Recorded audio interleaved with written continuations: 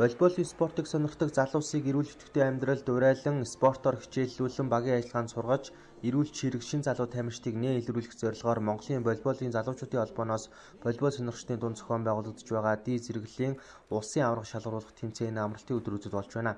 Энэхүү тэмцээнд Улаанбаатар хотод үйл ажиллагаа явуулдаг байгууллагууд болон волейболын клубүүд хөдөө орон нутгийн нийт 48 багийн 600 гаруй тамирч оролцож байгаа юм. 6 дахь удаага зохион байгуулагдаж байгаа тус тэмцээнүүдээ багуудын онооны төлөө хөрсөлдөөнийг чанаржуулах зорилгоор багуудыг 2 ээлж 25 оноогоор тоглуулснараа онцлогтой юм байна.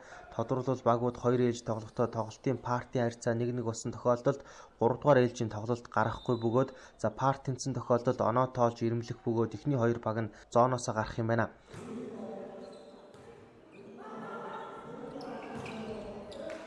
Тэмцээний онцлог бол сонирхчдын дунд цол зэрэггүй бодит сонирхчдын дунд болж байгаагаар их онцлогтой болж байна.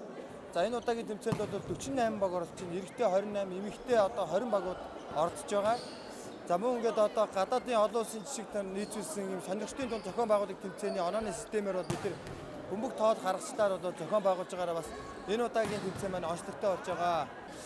За манайх энэ жил 6 дахь удаага зохиож байна. Хавар намар гэдэг энэ 6 дахь жил нь удаагийнх нь болж байгаа. Энэ удаагийн зохион байгуулалтын хувьд гэх юм бол баг тамирчид маш их багийн эзэнтэй болсон байна.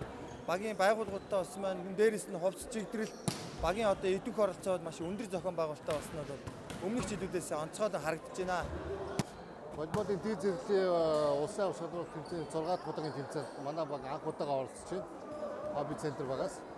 Тэгээд ер нь энэ тэмцээний онцлог гэх юм бол бид нар анх удаага хурж ирээд миний хувьд анх удаага хурж ирээд энэ тэмцээнд нь бол хүмүүс волейболын спортыг хөгжүүлэх маш хувь нэмэртэй, маш боломж олгосон тийм тэмцээн гэдэг утгаараа харагдаж байна надад. Ур чадвар нэлээд өндөр төвчлөлд бид нар анх ди зэрэглэхээр ямар чадвартай ямар улсууд ирсэн мэдэхгүй ирсэн.